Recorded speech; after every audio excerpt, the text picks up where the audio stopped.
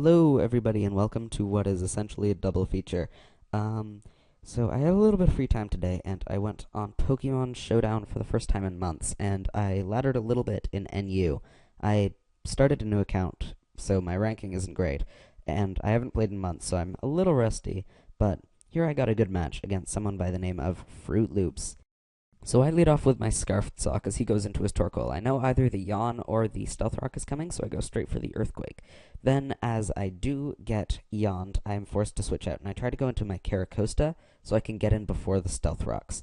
Now, this is a custom Shell Smash set, fairly uncommon, with Flail and Salic Fairy, and I just go for the setup right then, in case he did not go for the Yawn, but he did, so I'm forced to switch out. I go into my Golurk, and I get Yawned again. So this Torkoal can basically bully my team around. I went out into my War Turtle, fully prepared to just take the Yawn, go to sleep as I rapid spinned away the rocks.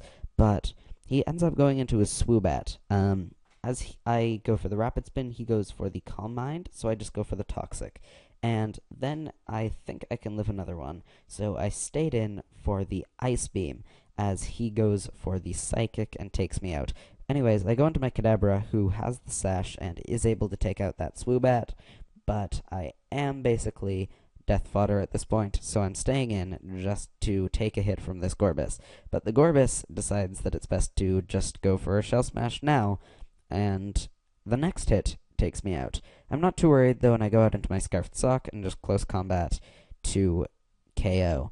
Now, here he goes back into his Torkoal, and I am thinking the Stealth Rocks is coming again, which it is, and this really sucks because it means that he can basically make my Caracosta useless, and my Sock, because I'm running Sturdy over Mold Breaker. But I'm forced to switch because of the Yawn that he put on me the earlier turn, and this blows because I can't use my main sweeper, and so I'm scrambling to find something that I can do. I go out into my Golurk, and I do what I normally do. This is Expert Belt, and normally I bluff the Band, but this time I just think it's best to go for the D-Punch, and then for the Earthquake to KO. I do manage to get his Torkoal down, and I know that I have to switch out before the Ice Punch comes from the Sock, and I try to get a burn off, but it hits the Kadabra, who obviously has Magic Guard. Now, here I'm forced to switch out, and I just fodder off my Sock, because I know he won't be much use. Now I go out into my Caracosta, and I'm just going to Aqua Jet to break any potential Sash, but it turns out his Hidden Power does not KO me, and so I can go for another Aqua Jet to KO. That's always nice. Now he goes out into his Sock, and I know that I'm just going to get damage off him. In the chat, I did not see that he had Mold Breaker, so I'm assuming he has Sturdy. That is why I went for that and foddered off my Caracosta, but now he's just going to go for the Ice Punch in case I do decide to bring in my Golurk now. I do land the burn on him, and I can just stall him out with Pain Split, and then I can just clear Smog. Now, his last Pokemon he hasn't brought in yet, which is kind of nice for me because I can Pain Split back all this health. It's his Armaldo. Now, this Armaldo is, as I learn in just a second, a Sword Stance variant, but it doesn't really matter because I can clear Smog off that, and his Stone Edge isn't going to be doing too much damage. I still had my Golurk in reserve in case he did score a crit, but yeah, I would have just worn down his health with Clear Smog and the burn, but he decides to forfeit right about now. Anyways, good game, Fruit Loops. I did have a little bit of hacks on my side, not much though. At the end of that last Sock skirmish, I did have a little bit of a Clear Smog crit, and that didn't matter too much, but it might have meant that that Armaldo Stone Edge, the first one, would have KO'd. Anyways, good game.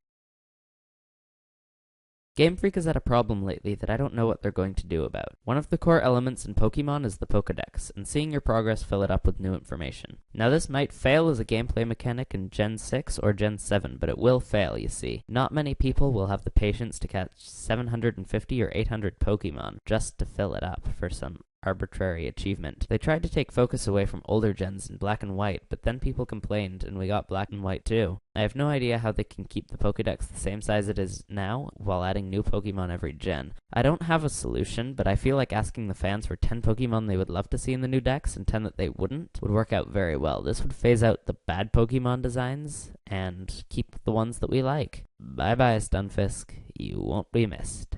Now, in my last IMO video, I said that I was working on another IMO video, and I just want to give an update for that. It's about Nintendo's decision to Content ID match on YouTube, and about Let's Plays in general. While I was writing it, I decided that I needed more time and a lot more focus on the script, so I'm going to be releasing a written opinion on a blog. Overall, I just want to let you guys know that there was going to be a little bit less of a focus on cranking out new content as fast as possible on this channel. I still want to keep the quality the same or better, and I won't have the time, so I'm going to primarily be doing written things. I'll still be posting videos to this channel though, just a little bit less frequently, because real life is going to take over very soon. School's going to end and exams, and then after that, well, I'm still going to be busy. Finally, regarding the blog, if things go very well in terms of my writing, I might create a website, but I'm only going to do that once I've written and released a couple pieces. Anyways, until then,